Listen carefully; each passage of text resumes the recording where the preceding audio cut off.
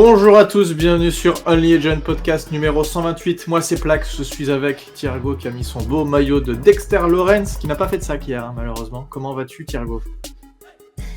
C'est sûr que quand on est double teamé, triple teamé, qu'on se débarrasse du ballon rapidement, il n'y a que ça qui efface notre sexy Lexi national. Mais ouais, en plus j'aime bien ce maillot. Moi je le trouve assez stylé quand même. Ouais, c'était le maillot d'ailleurs qu'ils avaient hier, puisqu'ils avaient le Legacy hier, qui est très cool, qui nous avait jusque-là porté chance, puisqu'on avait gagné, je crois, contre les Bears et contre je sais plus qui. Hier, voilà, c'est malheureusement, on perd donc 27-22 contre les Commanders. On va évidemment parler de tout ça. Juste avant, on voudrait, puisque ça fait longtemps qu'on n'en a pas parlé, qu'on n'a pas évoqué notre Patreon. Si vous souhaitez soutenir le blog, le podcast et l'ensemble de nos initiatives, eh bien, Thiergo, je te laisse expliquer comment on peut faire. Patreon.com/onlyagentpodcast, c'est comme ça que vous pouvez nous soutenir. Il y a un système d'abonnement, comme vous pouvez voir à l'écran, pour ceux qui sont sur la vidéo, parce qu'il y en a certains d'entre vous qui nous écoutent par Spotify et compagnie. Et vous avez différents niveaux. Le niveau Injured Reserve. Oh mon Dieu, il va falloir le changer ce truc. Il va vraiment falloir qu'on le mette à jour. À 3€ par mois, Dexter Lawrence 10€ par mois, Plaxico Burress 30€ par mois. Il y a le niveau Eli Manning à 100€ par mois. On remercie d'ailleurs, on a un seul contributeur qui nous a fait Eli Manning, il me semble. Quand même, 100€ par mois, c'est déjà exceptionnel. Hein.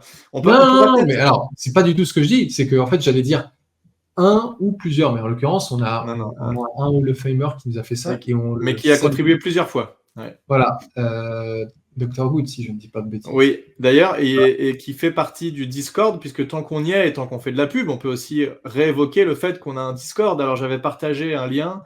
Si jamais vous souhaitez partager et venir parler des Giants avec nous sur le Discord, n'hésitez pas à nous le dire sur Twitter et puis on peut vous renvoyer un lien d'inscription. Et d'ailleurs, pour le Discord, je tiens à remercier de tout cœur DC Stray, parce que j'avais ouvert le Discord il y a quelques mois, mais je ne le lançais pas vraiment.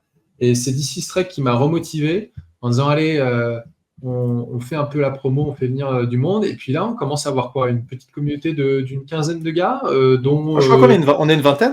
Voilà, dont 5 ou 10 qui discutent régulièrement. Donc c'est sympa. Donc pour les fans des Giants, contactez Plax et il vous enverra le lien.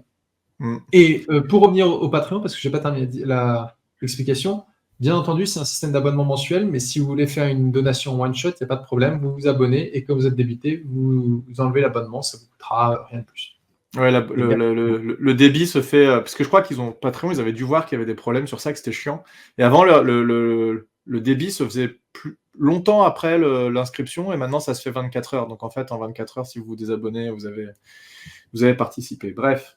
Alors, on revient sur ce match. Il y a beaucoup de choses à dire, je pense. 27-22. Et plutôt que de faire attaque, défense, attaque, special teams, machin, special teams, on pourra en parler d'ailleurs, puisque ça peut être intéressant aussi. On va plutôt faire mi-temps 1, mi-temps 2, puisqu'il y a eu quand même 2 mi-temps très différentes.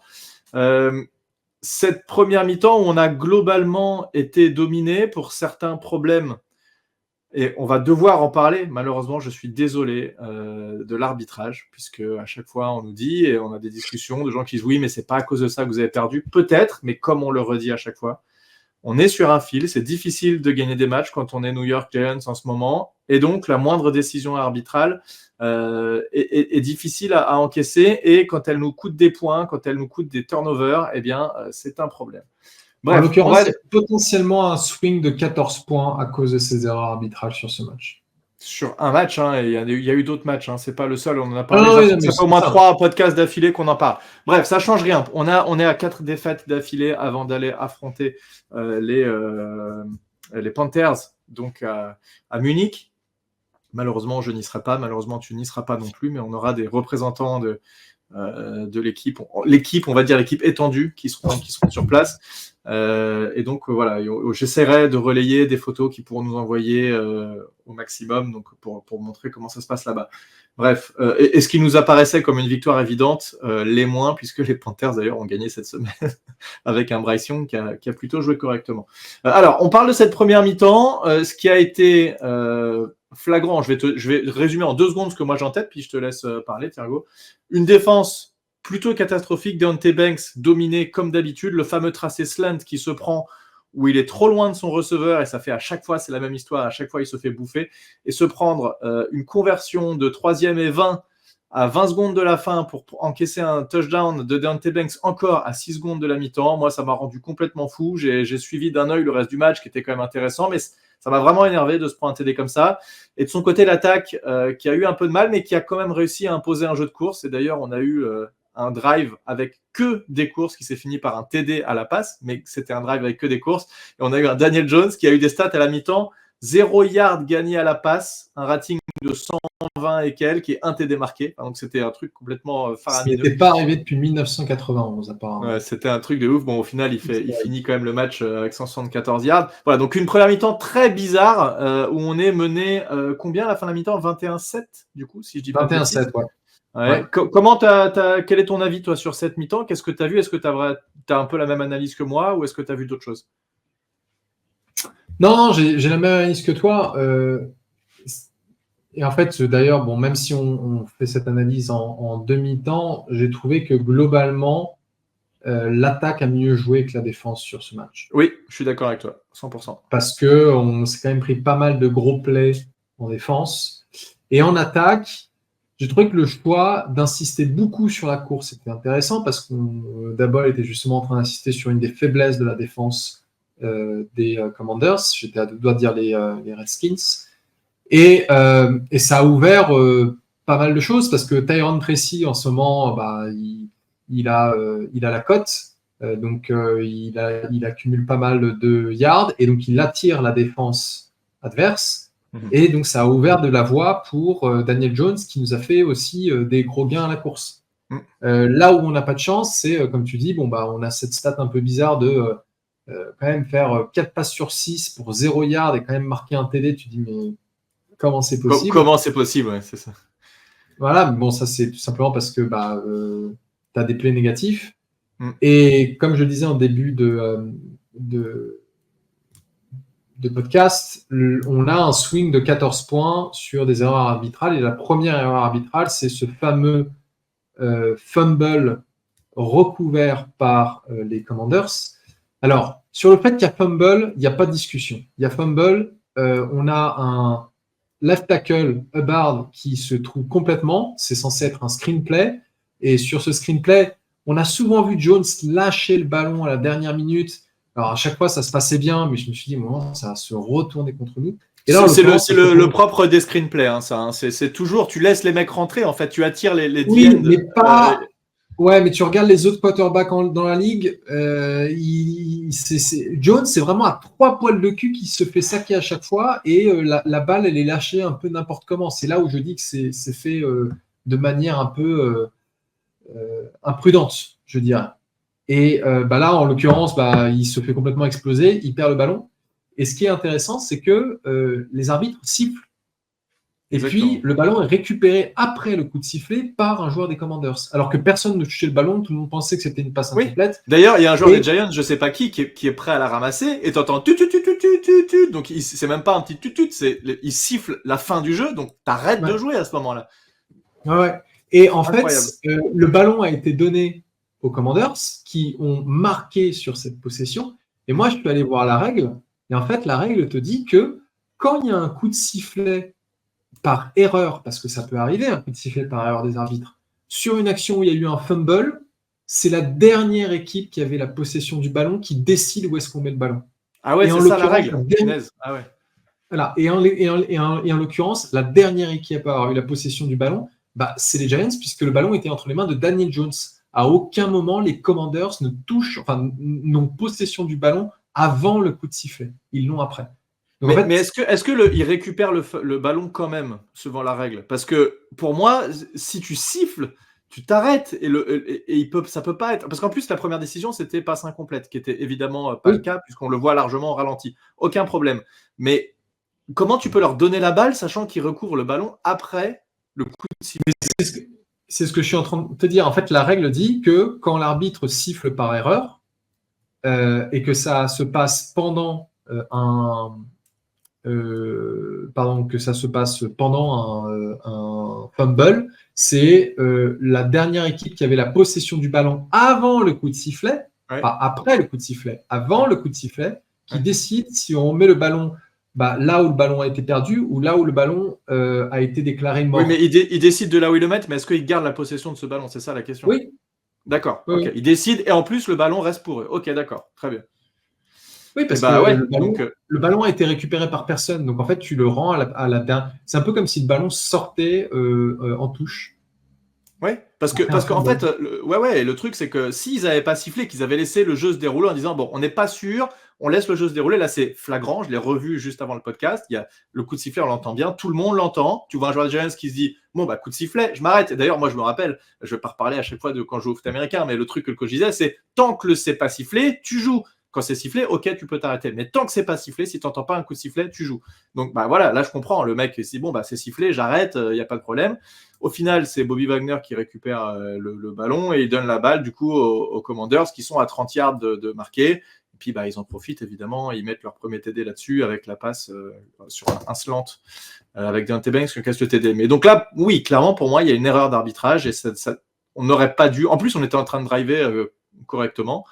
On n'aurait pas dû perdre le ballon à ce moment-là. Voilà. Bon, bref, ça fait chier parce que c'est ça les 7 premiers points du coup effectivement qui sont dus à une erreur d'arbitrage. Maintenant, si vous avez, c'est intéressant que tu aies été voir la règle parce que pour le coup, moi je l'avais pas vu. C'était la logique un peu qui parlait où si c'est sifflé, c'est terminé, mais si en plus tu as vu la règle, c'est encore plus évident. Et bon, ça, c'est au début du match, on prend 7-0. On arrive après, effectivement, comme on l'avait dit sur ce drive, on récupère la balle et on va marquer. On fait un drive de quasiment 10 minutes encore où on fait que courir. Évidemment, quand tu cours, le ballon, le temps s'arrête jamais. Parce que je rappelle que pour le temps s'arrête, il faut soit tu sors en touche, soit tu fais une passe incomplète. Là, on courait, on restait dans les limites du terrain et on gagnait des yards à chaque fois avec Jones qui a gagné beaucoup de yards également. Et on marque ce TD sur, comment il s'appelle, Chris Mannert, c'est ça, le tight end Chris Mannert, c'est ça, pardon. Qui a rattrapé un ballon dans sa vie et c'était là. D'ailleurs, belle réception, pour le coup. Faut et pas de passe aussi. La passe et la réception, tout est très beau. C'est le premier TD des Giants à domicile depuis 150 avant Jésus-Christ.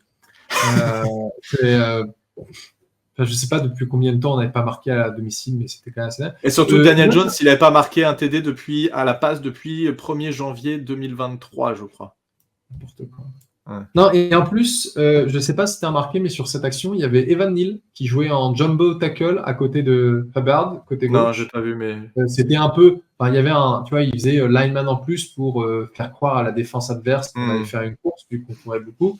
C'était tout le but de cette action, et ça. Bon, il n'a pas eu d'impact sur le play, pas plus que ça. Il faisait juste figurant.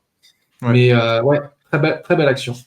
Et donc sur le reste de la mi-temps, bon après on est un petit peu dominé, effectivement on se prend 2 TD, dont ce fameux TD à la fin de la mi-temps qui fait rager parce qu'on arrive à les tenir et on sait en plus qu'ils ont le ballon pour commencer la deuxième mi-temps, donc voilà, tu te dis 21-7 potentiellement, ça peut en plus s'aggraver très largement, donc ça fait chier et bon... Je ne sais pas quoi penser. On se prend des gros gains sur des courses. En fait, on a du mal à arrêter les courses. Les linebackers n'arrivent pas à se sortir de leur bloc. J'ai une question à te poser sur ça. On ne met pas de sac. On se fait dominer à la course. On rigolait à l'intersaison. On disait ils vont avoir Bobby Johnson, ils vont avoir une O-line de merde. Bon, clairement, ils n'ont pas une O-line de merde. J'ai aucune explication. Je ne sais pas expliquer puisque... Enfin, je sais pas, c'est quoi ta vision toi sur cette line? Est-ce que c'était nos joueurs qui étaient nuls? Est-ce que finalement ce coach est pas mauvais? Est-ce que c'est juste un mauvais fit? Je sais pas. J'arrive pas à trouver de réponse logique à tout ça. Il y a un peu des deux. Je pense qu'il y a un peu des deux. Et puis il faut pas non plus oublier que Bobby Johnson travaille avec un nouveau coordinateur. Donc tu as des nouveaux joueurs, tu as un nouveau coordinateur offensif avec un système offensif qui est différent de celui de Daboll. Donc peut-être que son style de coaching est plus adapté à l'attaque des Commanders aujourd'hui. Il y a aussi un quarterback qui en fait gère la poche quand même bien mieux que Daniel Jones. Ça, c'est clair. Bobby Johnson, on lui a peut-être aussi cassé du sucre sur le dos parce que Daniel Jones en fait faisait n'importe quoi. Le fait est que ça marchait pas chez nous. Et c'est pas parce que tu te fais virer d'une équipe que tu es forcément mauvais, c'est juste que ça ne fit pas et tu te retrouves ailleurs. Et ça vaut autant pour les joueurs que pour les coachs. Ouais, tout à fait. Bon, après, il n'y avait pas que des moments où c'était Daniel Jones qui faisait de la merde. Il y a quand même un paquet de fois. On a vu des mecs rentrer gratos. D'ailleurs, nous, notre O-line, depuis la blessure d'Andrew Thomas, c'est très difficile.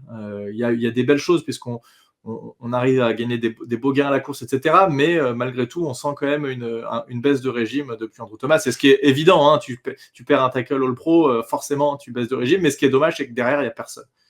Ça, c'est un peu problématique. Et je ne sais pas si tu as vu les commentaires de Brian Daboll sur Evan Neal, où en fait, on lui a posé la question de dire, bah ouais, à l'intersaison, vous me disiez qu'Evan Neal, vous comptiez sur lui pour l'utiliser dans les titulaires, et puis bon, bah maintenant, c'est Eliu Menor. Et Daboll, en fait, a eu cette réponse en disant, oui, bah il fait partie de l'équipe, mais bon, Eliu Menor a mérité sa place en right tackle, et on va le garder là. Ouais, mais pourquoi il ne le fait pas jouer à gauche, par exemple? Parce que pour l'instant, les joueurs qu'on a testés à gauche, c'est catastrophique.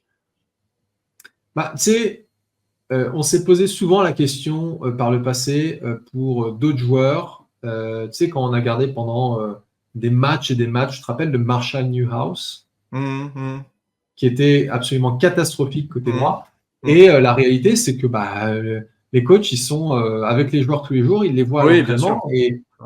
Et en fait, à mon avis, s'ils étaient convaincus qu'Evan Neal serait une bonne solution sur le côté gauche, ils le feraient. Évidemment, oui, tu as raison, c'est vrai. Ils ont aussi besoin de sauver leur peau, hein, ces coachs-là. Donc, ils vont pas se tirer une balle dans le pied volontairement parce que là, ils se feraient virer. Et c'est, Donc, ouais, je pense qu'Evan Neal, c'est un beau bust. C'est un beau bust. Ouais, Deontay Banks aussi, d'ailleurs. Hein, si on reprend. Ouais, j'ai vu une image de la draft d'il y a 2 ans. Elle n'a pas fière allure, cette draft, hein, avec Eric Gray, Deontay Banks, qui pour l'instant est vraiment problématique. Je ne sais plus qui on avait pris. Il y a Michael Schmitz, qui pour l'instant est OK, mais il n'est pas au niveau qu'on pouvait potentiellement l'attendre. Ouais. Et les joueurs de fond de tableau, Owens, safety, etc., vraiment, ça fait la gueule, cette draft. Et malheureusement, les drafts de Joe Shane, en fait, ne sont pas ultra reluisantes. Il faudra qu'on fasse le bilan. Mais non, la première, il venait d'arriver. C'est pas évident. La deuxième, c'est plus problématique.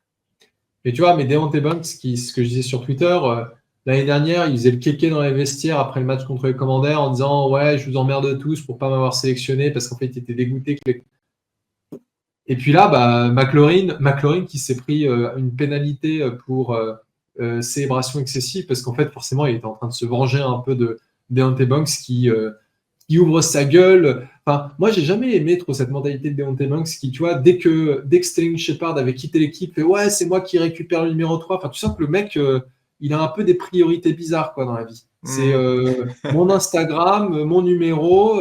Ouais, mais par contre, en fait, le boulot sur le terrain, ça vient où? Parce que là, il n'y a plus rien. Ouais, alors par contre, pour tempérer un tout petit peu ça, de ce que disait sur Giants Insider podcast, il dit quand même que c'est pas du tout un DeAndre Baker ou quoi, c'est quand même quelqu'un de...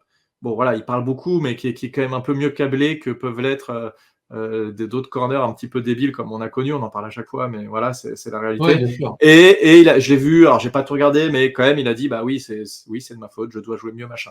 Il a pas cherché d'excuses. Là, c'est langue de bois sportive en disant gotta do better, gotta do better. Non, mais il y a eu comme un mea culpa. Il y a eu un mea culpa, ce que tu voyais pas tout le temps, où les mecs pouvaient rester hautains et tu vois, pas des morts de leur truc. Bah non, mais de toute façon, je suis un beau gosse, j'en ai rien à foutre. Si j'ai pas défendu, c'est parce que j'avais pas envie de défendre ou ce genre de truc. Là, voilà, il a dit oui, bon bah c'est moi, j'ai mal joué, voilà. Donc ça, c'est plutôt bien. Maintenant, ce serait bien qu'il se réveille quand même, parce que autant on l'a vu l'année dernière des choses intéressantes, autant cette année, il y a eu un match ou deux, notamment contre les Seahawks, où c'était plutôt intéressant. Depuis, c'est quand même compliqué pour lui jusqu'à se faire bencher. Donc, on a quand même besoin de ce cornerback 1 et ça ferait chier de se dire encore un trou dans l'effectif qu'il va falloir remplacer. Ça, c'est relou. Ah ouais, c'est clair. Ça, c'est clair. Deuxième mi-temps, donc ça se passe un peu mieux. Ils étaient à 21-7. On l'a dit. Ils pouvaient potentiellement enfoncer le clou. On les forçait à un try and out dès le début de la deuxième mi-temps. Donc, ça, c'était plutôt bien. Et puis, alors, je vais partager mon écran parce que j'ai été chercher l'action. Au moment où on peut revenir dans le match et recoller de manière un petit peu correcte, on a ce play. Alors, je ne vais pas le mettre en entier, mais je vais juste le mettre au ralenti. Donc, on est à 2 doigts de marquer. On a ici, j'ai perdu complètement les noms des joueurs. Aide-moi. Robinson, qui est ici, numéro 17. Et Slayton, qui est ici, en fait. Donc, ça, c'est très connu et c'est un peu classique. Et d'ailleurs, quand ils marquent leur TD sur la slant, c'est quasiment la même chose qu'ils font. C'est des joueurs qui se croisent. Donc, ce qui a été sifflé, en fait, et on va regarder Slayton, c'est offensive pass interférence. Donc, potentiellement, il a été bloqué à un joueur défensif, Slayton. Et donc, on va avancer un tout petit peu. Donc, Slayton, il va tout droit. Il va un peu vers l'intérieur. Il fait rien. Il sort même pas les bras. Il se met au milieu. Donc, il fait un tracé tout droit, en fait. Et on a presque plus l'impression que c'est le défenseur qui l'attrape et qui le retient et qui l'empêche de partir. Là où joue très mal la défense, c'est que ce défenseur-là ne va pas du tout sur l'extérieur et il reste bloqué sur Slayton qui était à l'extérieur au début. J'espère que j'explique assez pour les gens qui ne regardent pas en vidéo. Et donc, ce qui libère Wendell Robinson qui était à l'intérieur et qui se retrouve à l'extérieur et il la joue très mal parce qu'ils sont à 2 contre 1 et là, il est tout seul. Mais à aucun moment, il sort même pas les mains en fait. Il le joue très bien, je trouve. Il va un peu tout droit et puis voilà. Donc, ce qu'il faudrait peut-être qu'il fasse, c'est qu'il regarde le QB pour montrer qu'il fait un tracé. Mais très honnêtement, siffler une passe interférence là-dessus, et j'ai vu quelqu'un qui disait s'il y a interférence là-dessus, franchement, c'est les 3/4 des jeux de ce que font les Chiefs. Et c'est vrai qu'ils ont un peu l'habitude de faire ça, mais toutes les équipes le font, ce fameux tracé-là, et il y a rarement faute ou quoi que ce soit. Donc là, il est tout seul, il attrape la balle et on recolle potentiellement à 21-14 avec cette action-là.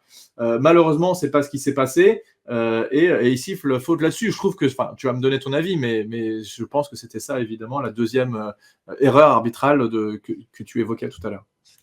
Oui, c'est tout à fait exactement. Je parlais de cette erreur-là et tu vois, lors du dernier épisode, on parlait justement du fait que les équipes qui gagnaient beaucoup semblaient avoir beaucoup plus d'indulgence de la part des arbitres. Et quand les gens ont commencé à dire, mais attendez, ça c'est le play que les Chiefs font tout le temps, ils ne se font jamais flaguer. Et là, tu comprends pas. Surtout que je pense que ce qui est clé dans cette action, c'est le fait que Slayton ne fasse rien avec ses bras. Parce qu'on a eu un TD qui a été annulé la semaine dernière, c'était Theo Johnson, il me semble, Ouais, je crois. Non, c'était ou Bellinger. Bon, c'était un autre tight end qui fait une légère extension de son bras. Il est peut-être en train de pousser un peu, mais rien que le fait qu'il ait fait une extension de son bras sur le DB, ça donne l'impression qu'en fait, il prend appui sur le DB et donc fait une interférence de passe. Là, on a été flagué. Bon, bah ça, tu peux pas vraiment discuter. Tu peux dire, bon, ils sont sévères, normalement, ça devrait passer, mais bon. Là, en l'occurrence, il n'y a même pas ça. Et ça aurait jamais dû être flagué parce que, j'ai l'impression qu'on refait le même débat à chaque fois. C'est que ce play-là, des flags comme ça devrait être challengeable par les coachs parce que les conséquences, elles sont tellement importantes sur un match. Bien sûr. Et tu laisses ça dans les deux challenges. Après, on est sur les mêmes règles il faut qu'il y ait une preuve évidente, etc. Et là, tout le monde est d'accord pour dire qu'il n'y avait pas d'offensive pass interference et que le TD aurait dû être accordé. Ouais, et donc là, du coup, on finit avec 3 points et c'est plus le même match. J'ai une question à te poser. Donc, on finit quand même par marquer d'ailleurs un très beau TD sur Theo Johnson en fin de match où on revient, mais on court après le score parce qu'en fait, notre défense n'arrive pas à les arrêter, donc ils remarquent toujours un peu de points et du coup ils prennent un peu d'avance et on aurait pu revenir à une possession d'écart, mais vu qu'ils marquent à chaque fois, c'était compliqué. Eux marquent pas de TD, mais ils remettent des points quand même. Qu'est-ce que tu penses, toi? J'ai vu 2 avis contradictoires, tu sais très bien de quoi je vais te parler, des 2-point conversion de Brian Daboll. J'ai vu des explications. Moi, statistiquement, effectivement, quand tu es bon pour mettre des 2-point conversion, ça a du sens avec 2 possessions d'écart de jouer la conversion à 2 points, puisque si tu mets la première, tu n'as plus qu'à mettre après un kick pour gagner le match. Si tu rates la première, tu peux en retenter une deuxième et vraisemblablement, tu en joues 2. Bon, tu en marques au moins une des 2. Bon, nous, on en joue 2, on en marque 0. C'est comme ça. Mais toi, qu'est-ce que tu as pensé? Est-ce que tu trouves, et j'avais l'impression que dans tes tweets, tu disais plus qu'il fallait faire des kicks un peu classiques. Ouais, alors, avant de parler justement de ça, je voudrais juste aussi mentionner qu'avant le TD de Theo Johnson, on a eu aussi le très beau TD à la course de Daniel Jones qui met par terre 2 DB. Là, on entend un gros pop et Daniel Jones. Daniel Jones, tu sens en ce moment qu'il a un peu la niaque en mode ça ne fait pas des stats de malade, mais le gars, il a bien conscience qu'il est sur le point de perdre son. Juste, on regarde quand même Daniel Jones, clairement sur ce match-là, et ça change rien au fait qu'on veut changer de QB, machin. Ça change rien. Quand on voit ce que font les QB dans toute la ligue, on se dit oui, c'est pas. Mais 20 sur 26, 174 yards. Et 120 de rating, 2 TD, 0 interception. Je suis désolé, mais il fait plus tous les yards à la course. 54 yards à la course et un TD à la course. Il fait un bon match. C'est un match très très très correct, voire un très bon match qu'il nous fait sur ce match. C'est un même match fait par un autre QB qui ne s'appelle pas Daniel Jones. Tout le monde applaudit, quoi. Mais bon, pour en revenir à ta question sur la two-point conversion, en effet, mon avis à chaud, c'était de dire mais pourquoi il ne prend pas les points? Et entre-temps, j'ai lu 2-3 avis de beatwriters qui ont dit bah ouais, en fait, ça a quand même du sens, les analytics, tout ce que tu as expliqué. Et tu dis ok, bon, il y a un débat. Mais je pense que ce que tu dis est clé, c'est que c'est une approche qui marche pour une attaque qui fonctionne. Ce qui n'est pas notre cas. On a une attaque qui est encore beaucoup trop limitée, notamment au poste de quarterback. Donc sur d'autres matchs, ça a pu marcher, mais je pense que c'était aussi contre des équipes un peu plus faibles. Moi, je pense qu'il aurait été plus malin de chercher à jouer la prolongation en disant bon bah j'assure les points, je prends la conversion à 1 point. Mais bon, ça n'aurait même pas suffi de toute manière puisque ça s'est terminé à 27-22, donc on aurait été à 27-24. C'est-à-dire qu'il aurait fallu de toute manière une autre possession pour égaliser. Et ça, il n'y avait pas. Ouais, et donc les Commanders qui récupèrent le ballon et qui remontent le terrain, notre défense, malheureusement, et tu disais, l'attaque a été meilleure que la défense, je suis assez d'accord, puisque la défense n'a pas été capable, alors ils les ont arrêtés de temps en temps, mais un peu comme au premier match, elle a quand même globalement été dominée, cette défense, qui n'a pas fait de turnover, qui n'a pas saqué le QB, qui est aussi très difficile à saquer, c'est vrai, mais il a une vision et une compréhension du jeu qui est assez incroyable. Il gère la poche, il sait combien. Il y a une passe notamment, il recule, la pression arrive, mais il sait que son receveur va finir par se libérer. On passe pour les 10 prochaines années. Ouais, alors attention, 10 prochaines années. Le problème, moi, que je vois sur Jayden Daniels, c'est que c'est une brindille et que il va se blesser à des moments. Les 5 prochaines années.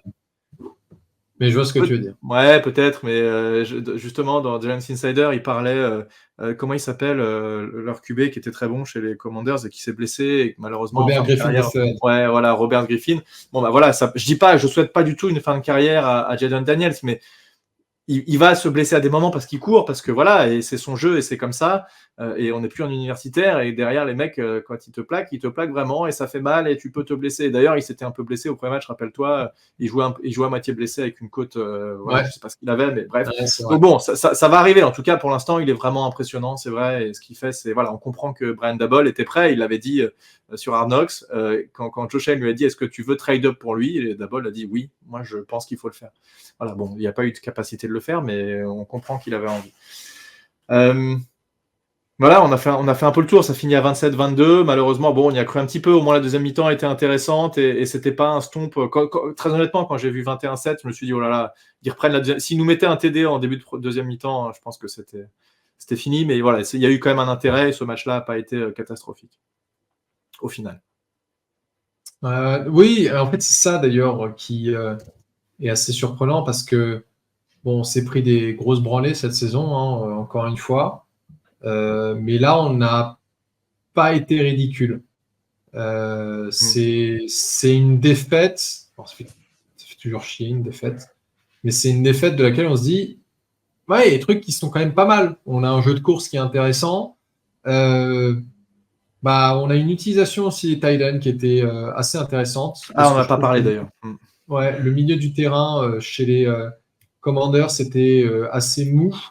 D'ailleurs, en fait, je trouve que on a mis du temps en fait à exploiter cette zone. C'est vraiment arrivé plutôt en fin de match.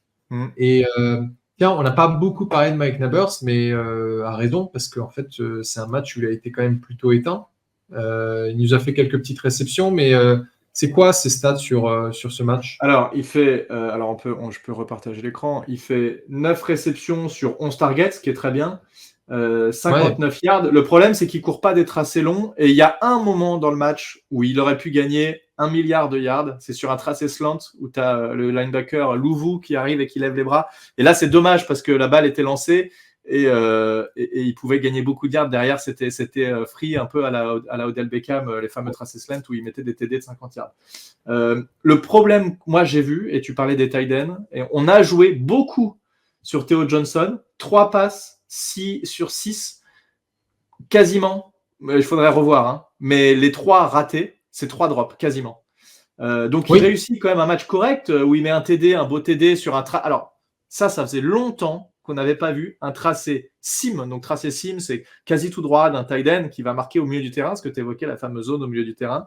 Ça faisait longtemps qu'on n'avait pas vu ça chez les Giants, donc ça, c'est cool. C'est un très bon bloqueur, Theo Johnson. Il apporte plein de choses, mais malheureusement, pour l'instant, il a des gros problèmes de drop. Et on l'a vu sur ce match, il ne rattaque pas assez. Et on voit la diff avec un Malik Nabers, où à un moment, il fait une réception, Malik Nabers, le défenseur, il met la main au milieu, il arrive quand même à la rattraper, etc. Il est quand même impressionnant, même si il a eu quelques drops dans la saison, mais il est quand même impressionnant, Malik Nabers. Là où Theo Johnson, c'est plus compliqué. Donc, pour l'instant, il a éteint tous les autres tight ends. Bon, alors oui, Chris Mannert, il met un TD, mais voilà. C'est le seul qu'on voit sur le terrain parce qu'il sait tout faire et parce que physiquement, il est très bon. S'il arrive à corriger ce problème de drop, il peut être monstrueux, s'il arrive à le corriger. Ouais, c'est un rookie sur lequel il y avait beaucoup de hype en se disant c'est quand même dingue de l'avoir récupéré à ce niveau-là de la draft, hein, puisqu'on l'a eu au 4e tour. Mais comme tu dis, il faut qu'il améliore ses qualités de receveur parce qu'il y avait quand même des belles balles de la part de Daniel Jones qui auraient dû être attrapées. Mais content de voir qu'il marque son premier TD en NFL, tant plus que c'était un beau TD. Qu'est-ce qu'on peut dire d'autre sur lui? Non, c'est sûr que le côté bloqueur, c'est toujours un peu plus, ça se voit pas dans les stats, donc il faut vraiment l'observer sur le terrain, le trouver, etc. Mais on l'a vu plusieurs fois sur pas mal de courses, dont des courses de Daniel Jones, il est lead bloqueur, donc c'est un joueur qui, à mon avis, peut être. Il fait partie de ce noyau dur qu'on est en train de découvrir cette saison, qui nous laisse espérer de meilleurs jours très bientôt. Ouais, je suis d'accord. C'est vrai. Voilà, j'ai pas grand-chose d'autre à dire. J'ai une question pour toi. Vas-y, je t'en prie. Putain, il m'a pas préparé. Vas-y, j'ai la pression là. Vas-y. Oh là là, oui, c'est vrai qu'en plus, je t'ai même pas prévu. Parce qu'en fait, ça vient de m'en rappeler. Je sais pas si tu as regardé un peu les discussions qu'il y a eu depuis le match hier sur notre Discord. Mais il semble y avoir un petit débat entre nos auditeurs sur l'avenir de Brian Daboll. Certains ont l'air de penser que Brian Daboll, c'est bon, il a fait son temps, qu'il faut le virer. Sachant qu'on rappelle, John Mara a dit qu'il ne comptait pas le virer cette saison, mais ça ne veut pas dire que ça n'arrivera pas. Et il y en a d'autres, au contraire, qui disent non, en fait, la saison est merdique, mais ça ne veut pas forcément dire que le coaching est merdique. Et toi, justement, qu'est-ce que tu en penses? Ouais, moi je suis assez d'accord pour dire que la saison est merdique, mais le coaching n'est pas spécialement merdique. Et je trouve que l'attaque montre quand même des choses et est plus diversifiée que ce qu'on a pu voir pendant un temps, même si apparemment statistiquement, l'attaque en ce moment est moins bonne que celle qu'on a pu avoir dans nos périodes creuses. La philosophie du truc, la manière dont ça se passe, ces différents problèmes d'arbitrage, des TD annulés, etc. Moi, je vois des choses qui sont plutôt encourageantes et comme tu disais, c'est possible qu'on arrive à retourner cette franchise si on arrive à avoir un quarterback. Est-ce qu'on arrivera à l'avoir cette année? J'en sais rien. Le problème que je vois, en fait, de toute façon, c'est ça, hein, Mara, il veut que Daboll, il ait au moins son QB rookie. Et j'entendais dans un podcast où il disait, en fait, on est à 2-6 ou 2-7 maintenant, mais si on était à 2-6 avec un QB rookie, ce serait pas du tout la même ambiance et la même manière de voir la saison qu'un 2-6 avec un quarterback après 6 saisons. Le seul souci que je vois, c'est comment on va faire pour aller chercher un quarterback quand on voit le nombre d'équipes qui ont besoin de quarterback et quand on voit que la draft n'est pas aussi ouverte avec autant de QB que ce qu'on a pu avoir l'année dernière. Par exemple, on voit qu'il y a beaucoup de quarterbacks qui sont en train de devenir bons, notamment des Drake May et des Jaden Daniels. Donc, est-ce qu'il faut qu'on aille donner, comme on l'a fait à l'époque pour Eli Manning, 2 ou 3 first round picks pour réussir à récupérer le quarterback qu'on veut et aller trade up pour être sûr d'avoir le bon joueur, auquel cas ce serait un peu all-in de la part de Daboll et Shane pour aller chercher le QB. Mais j'ai l'impression que ça va un peu se jouer à ça. Est-ce qu'on arrive à récupérer un bon quarterback? Est-ce que Daboll va être capable de le développer assez vite pour qu'on voit des progrès et qu'il reste? J'ai l'impression en tout cas que l'objectif de Mara, c'est de lui permettre d'avoir son quarterback. Voilà. Je pense que c'est ça et je pense qu'il faut au moins lui donner cette chance-là. Ouais, je suis assez d'accord. En fait, à moins d'une grosse bourde de la part de Brian Daboll d'ici la fin de saison, il n'y a pas vraiment de raison que Mara revienne sur ce qu'il a dit. On l'a déjà dit dans des épisodes précédents. Il avait donné toute sa confiance à Joe Judge et à Ben McAdoo. Ça ne l'a pas empêché de revenir sur sa parole parce qu'il a vu un truc plus tard qu'il n'a pas aimé et qui l'a fait dire « Ok, c'est bon, on arrête ». Sauf que Mara, là, il commence à en avoir un peu marre, sans mauvais jeu de mots, hein, Mara en a marre, de cette instabilité constante. Et comme tu dis, donner à Joe Shane et Brian Daboll, surtout Brian Daboll, l'opportunité de développer son propre QB, ça rentre aussi en facteur. Et il ne faut pas oublier une chose, c'est que Mara a réussi à faire de Tommy DeVito un quarterback correct. Daboll, c'est pas Mara qui a fait ça. Oui, pardon, excuse-moi. Daboll a réussi à faire de Tommy DeVito un quarterback correct avec qui il a gagné 3 matchs. Certes, c'était contre des petites équipes, mais gagner un match en NFL, c'est de toute manière toujours un challenge.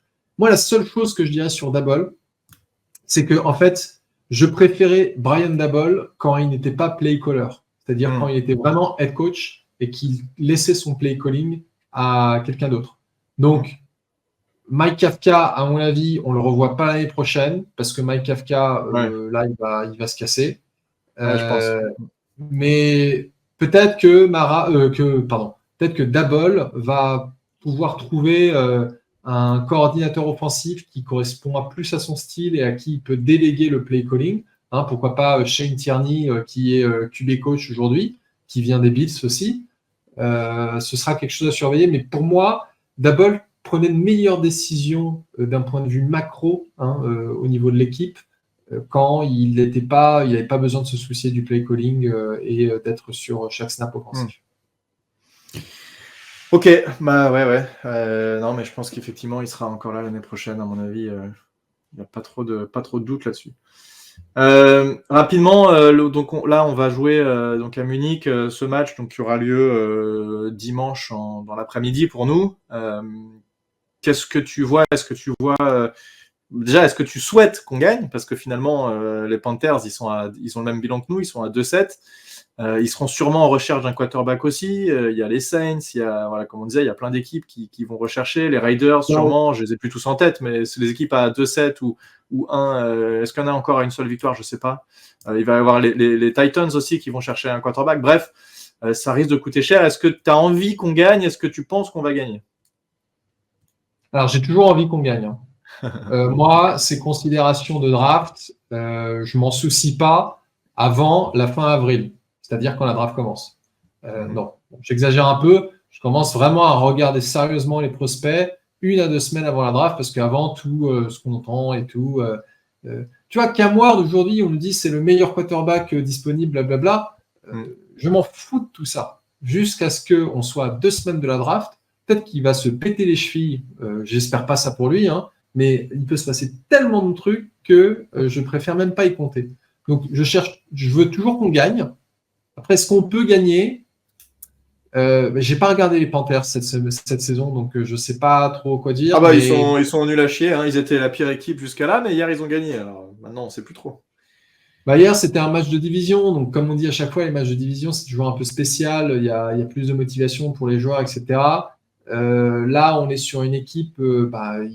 Les 2 équipes vont voyager à l'autre bout du monde pour eux, donc c'est quand même un petit challenge.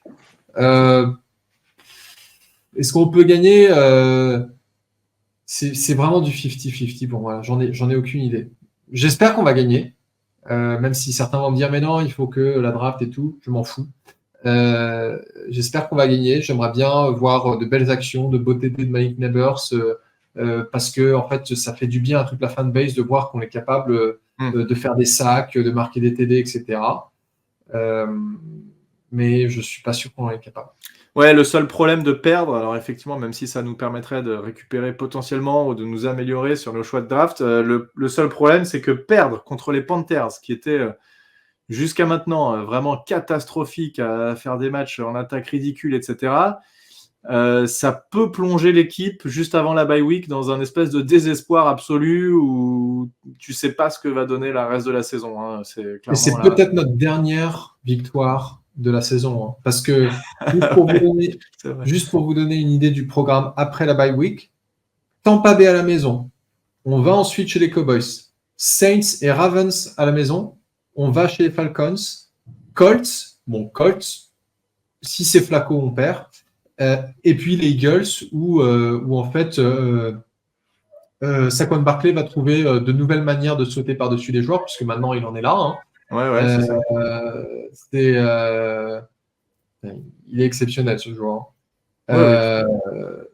Donc en fait, quand je regarde ce programme, pour moi, les deux matchs qui potentiellement seraient à la portée des Giants sont les Colts et les Panthers. Les Saints, ils sont nuls, hein. Attention. Hein.